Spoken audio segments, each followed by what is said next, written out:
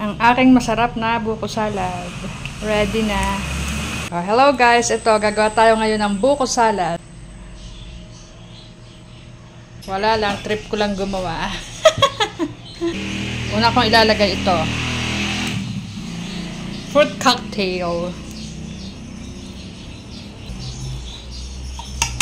Madali lang naman gawin ito guys. Paghahalu-haluin mo lang. Next, itong gatas. Ayan na, nailagay ko na yung isang gatas. Isa pa, bali padalawang gatas na to. Nestle cream.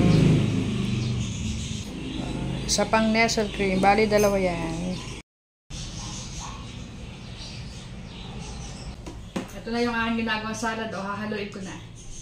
Nailagay ko na yung mga gatas, saka Nestle cream at fruit cocktail. Sarap na.